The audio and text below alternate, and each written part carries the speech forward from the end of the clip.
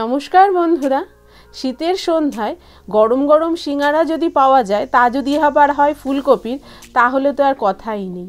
দোকান থেকে তো কিনে খেতেই পারি, কিন্তু সেই দোকানের স্বাদ যদি বাড়িতে পাওয়া যায় তাহলে কেমন হয়। আর সেই স্বাদ পাওয়ার জন্য যে চাটনিটা তেঁতুলের দরকার হয় সেটাও কিন্তু বানাবো। চলুন তাহলে পুরো রেসিপিটা দেখে নিই। সিঙ্গারা তৈরি করার জন্য 250 গ্রাম মতো ময়দা নিয়েছি। তার মধ্যে স্বাদ অনুযায়ী নুন দিয়ে দিলাম আর রিফাইন্ড অয়েল দিচ্ছি। রিফাইন্ড অয়েলের পরিমাণটা একটু বেশি থাকবে, এই 3 টেবিল স্পুন মতো দিচ্ছি। আর একটুও বেশি দেওয়া যেতে পারে, বেশি হলে পরে ক্রিস্পি হবে। ময়দার সাথে ময়ামটা ভালোভাবে মিশিয়ে নিয়েছি। এবার জল দিয়ে একটা ডো তৈরি করে নেব। খুব সফটও না আবার খুব শক্তও না, মিডিয়াম একটা ডো তৈরি করে নেব। সেই জন্য আস্তে আস্তে জল মিশিয়ে নিচ্ছি।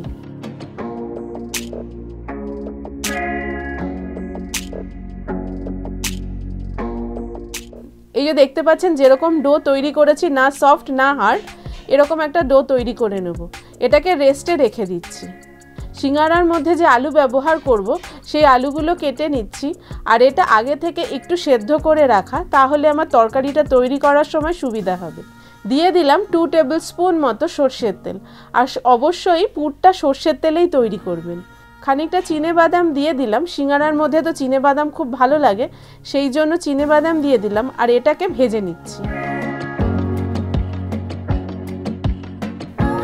চিনেবাদামগুলো ভাজা হয়ে গেছে, তুলে নিচ্ছি।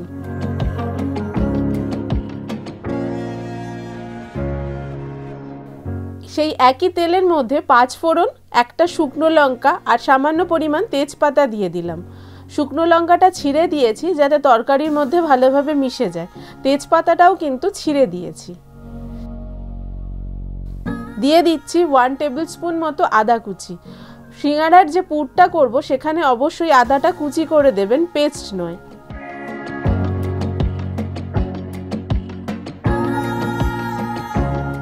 একটা কাঁচা লঙ্কা কুচি করে রেখেছিলাম, সেটাও দিয়ে দিলাম।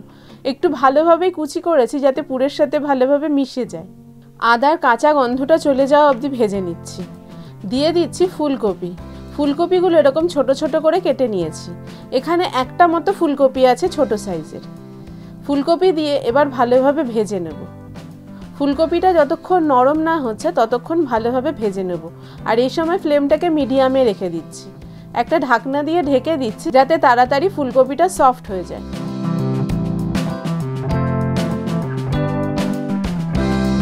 ফুলকপিটা সামান্য ভাজা হয়ে গেছে। এর মধ্যে কড়াইশুঁটি দিয়ে দিচ্ছি এই 1/2 কাপ মতো। কড়াইশুঁটিটাও যাতে সফট হয়ে যায় সেই জন্য একটু আগে দিয়ে দিলাম। দিয়ে দিচ্ছি স্বাদ অনুযায়ী নুন। নুনটা দেওয়ার ফলে কড়াইশুঁটি আর ফুলকপিটা ভাজাও হয়ে যাবে ভালোভাবে আর সফটও হয়ে যাবে। এবার আবার একটা ঢাকনা দিয়ে খানিকটা এই মিনিট 5 মতো ঢেকে রেখে দিচ্ছি। ফুলকপি আর কড়াইশুঁটির থেকে খানিক জল ছাড়তে শুরু করেছে। এর মধ্যে সামান্য মশলা দিয়ে দিচ্ছি।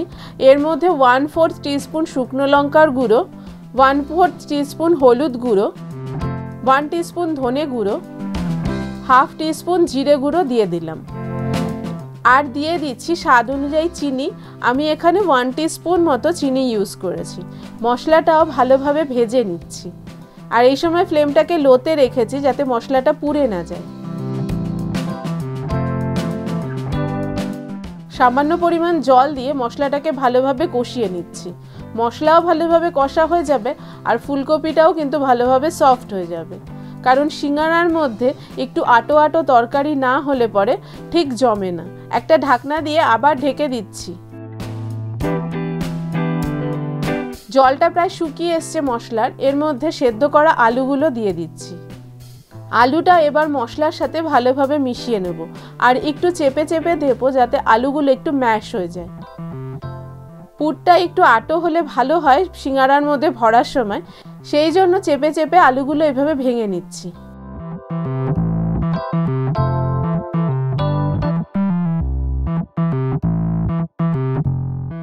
দিয়ে দিচ্ছি ভাজা চিনেবাদামগুলো।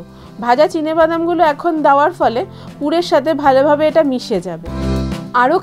আরও 2 থেকে 3 মিনিট মিডিয়াম ফ্লেমে ভেজে নেব, জলটা যাতে ভালোভাবে শুকিয়ে যায়। আর এখন দেখতে পাচ্ছেন নিশ্চয়ই যে পুরটা কতটা আটো হয়ে এসছে। এর মধ্যে দিয়ে দেব 1 টিস্পুন মতো ভাজা মশলা। ধনে জিরে শুকনো লঙ্কা ভেজে এই মশলাটা তৈরি করা। এই মশলাটা দেওয়ার ফলে কিন্তু পুরের টেস্ট অনেক বেড়ে যাবে। এই মশলাটা কিন্তু সিঙ্গারার পুর তৈরি করার সময় অবশ্যই ইউজ করবেন। মশলাটা পুরের সাথে ভালোভাবে মিশিয়ে নিচ্ছি। আর পুরটা তৈরি হয়ে গেছে, এবার নামিয়ে রাখছি ঠান্ডা হবার জন্য। যতক্ষণ না ঠান্ডা হবে সিঙ্গারায় পুরটা ভরা ঠিক হবে না, সেই জন্য এটাকে একটু ছড়িয়ে রেখে দিচ্ছি ঠান্ডা হবার জন্য। যতক্ষণ পুর ঠান্ডা হচ্ছে আমি যে চাটনিটার কথা বলেছিলাম সেই চাটনিটা তৈরি করে নিচ্ছি। তার জন্য খুব সামান্য পরিমাণ তেল দিয়ে দিলাম, আর ফোড়নে দিয়ে দিচ্ছি সামান্য মৌরি আর সর্ষে আর হাফটা শুকনো লঙ্কা। ফোড়নটা ভালোভাবে ভেজে নিচ্ছি। আর তেঁতুলের পাল্প আমি আগে থেকে বার করে রেখেছিলাম, সেই তেঁতুলের পাল্পটা দিয়ে দিচ্ছি।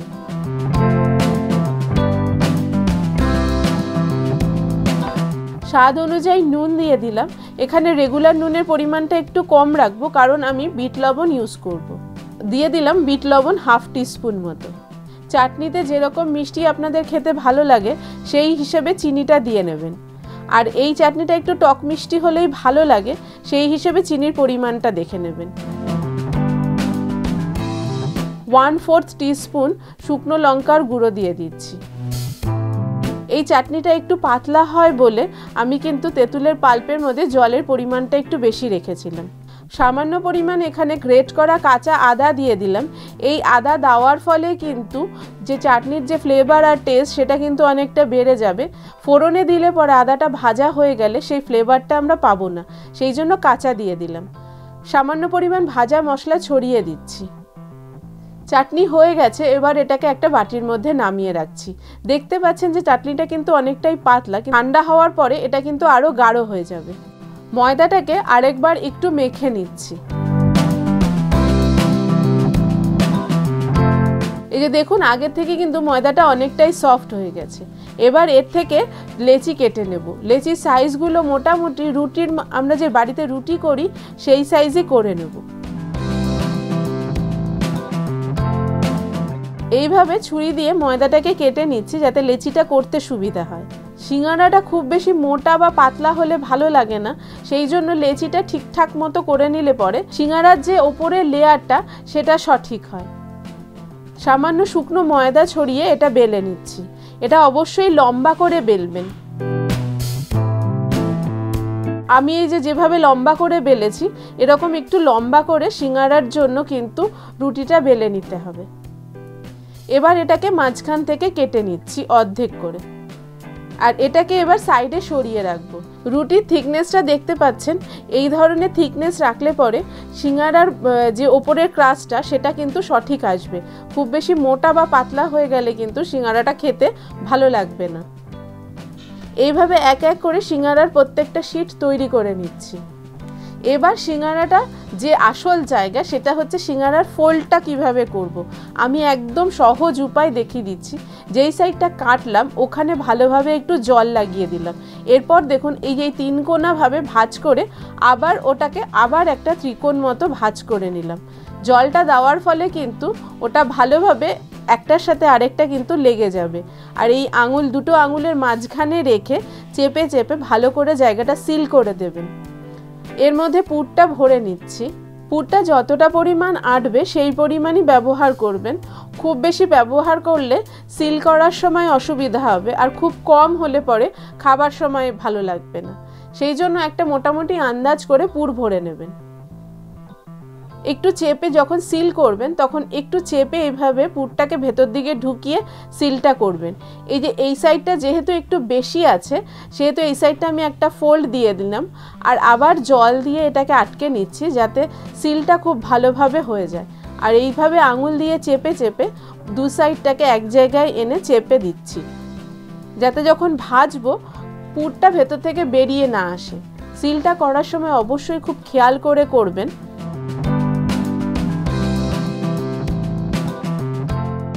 একটা সিঙ্গারা বানানো হয়ে গেছে। শেপটা আশা করি দোকানের মতোই এসছে, খুব খারাপ নিশ্চয়ই আসেনি। আমরা তো আর রোজ বানাই না, একটু এদিক ওদিক হতেই পারে। আবার একটা সেই একইভাবে এই যে ত্রিকোণভাবে ভাঁজ করলাম, আবার এটাকে উল্টে নিয়ে ওই নিচের অংশটার ওপর রেখে দেব। আর এই আঙুলের ফাঁকে নিয়ে ভালোভাবে সিল করে নেব, যাতে একটা অংশের সাথে আরেকটা অংশ ভালোভাবে লেগে যায় আর ভাজার সময় যাতে খুলে না যায়। সিলটা অবশ্যই কিন্তু খেয়াল করে ভালোভাবে করবেন। সেই একইভাবে কিন্তু আবার পুরটা ভরে নিচ্ছি।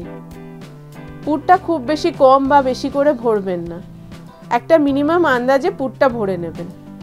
সিল করার সময় কিন্তু এই যে দেখিয়ে দিচ্ছি যেভাবে, অবশ্যই আঙুল দিয়ে ওটাকে পুরটাকে চেপে ভেতরে ঢুকিয়ে তারপর সিলটা করবেন। আমি কিন্তু একটা কথা বারবার বলছি, সিলটা কিন্তু অবশ্যই ভালোভাবে করবেন, না হলে কিন্তু ভাজার সময় একটা ডিজাস্টার হয়ে যাবে, ভেতর থেকে পুর বেরিয়ে যাবে। এক এক করে সবই সিঙ্গারা তৈরি করে নিয়েছি, এবার এটা ভাজার পালা। সিঙ্গারা ভাজবো, ডিপ ফ্রাই হবে, সেই জন্য কিন্তু তেলের পরিমাণটা অনেকটাই নিয়েছি। সিঙ্গারা ভাজার সময় কিন্তু তেলটা খুব বেশি গরম করবেন না, হালকা গরম হলে পরেই সিঙ্গারাগুলো ছেড়ে দেবেন, তাহলে কিন্তু সিঙ্গারাটা প্রপার ভাজা হবে আর ক্রিস্পিও হবে। সিঙ্গারা দেওয়ার পর দেখুন হালকা একটা বুদবুদি উঠছে, বোঝা যাচ্ছে যে তেলটা কিন্তু খুব বেশি গরম নয়। আর এইভাবে তেলটাকে একটু ওপর দিয়ে ছড়িয়ে দিচ্ছি, জায়গাটা যেহেতু অনেকটাই কম, যাতে ভালোভাবে সিঙ্গারাটা তেলের মধ্যে ডুবে যায়, সেই জন্য এইভাবে তেলটা একটু ছিটিয়ে দিলাম। আর প্রথম অবস্থায় কিন্তু সিঙ্গারাটা একদমই নাড়বেন না, সফট থাকে, একটু হালকাই যে দেখুন একটা সাইড হালকা কালার চলে এসছে, তারপর উল্টে দিচ্ছি। এইভাবে উল্টে পাল্টে সিঙ্গারাগুলো কিন্তু ভালো করে গোল্ডেন করে ভেজে নেব।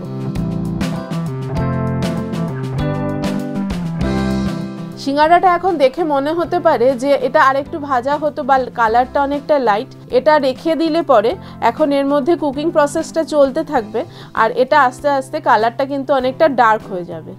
সেই জন্য প্রথমেই খুব বেশি কালার এনে কিন্তু ভাজবেন না। পরের ব্যাচ আবার একইভাবে ভেজে নিচ্ছি। গরম গরম সিঙ্গারা এই তেঁতুলের চাটনির সাথে সার্ভ করছি। শীতের সন্ধ্যেতে এরকম গরম গরম ফুলকপির সিঙ্গারা যদি পাওয়া যায়, তাহলে কিন্তু টি টাইমটা একদম জমে যাবে। আর বাড়ির লোকের সঙ্গে ভাগ করে নিন এই সিঙ্গারার অসাধারণ স্বাদ। দোকান থেকে তো কিনে খেতেই পারি, কিন্তু বাড়িতে নিজের হাতে বানিয়ে বাড়ির লোককে খাওয়ানোর একটা আলাদাই মজা আছে। যদি এই সিঙ্গারার রেসিপি আপনাদের ভালো লাগে, অবশ্যই কমেন্ট করে জানাবেন। আজকের মতো বিদায় নিচ্ছি, আবার দেখা হবে পরের এপিসোডে।